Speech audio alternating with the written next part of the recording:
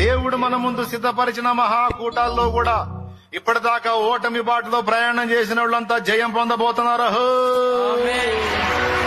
ఇప్పుడు రోగులై వచ్చిన వాళ్ళు ఆరోగ్యవంతులై తిరిగి వెళ్తారు. శ్రమల కొయ్యలో కాలుతూ వచ్చిన వాళ్ళు విడుదల పొంది వెళతారు. ఓటమిలో ఉన్న వాళ్ళు జయ జీవితాన్ని అనుభవించి వెళతారు. ఆత్మీయ క్షీణతలో ఉన్న వాళ్ళు ఆత్మీయ బలాభివృద్ధి పొంది వెళతారు.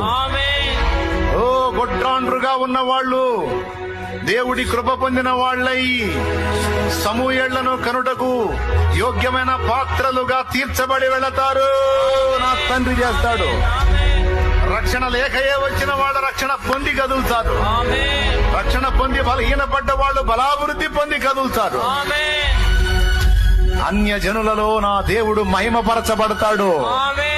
ఆత్మీయులకు బలాభివృద్ధినిస్తాడు.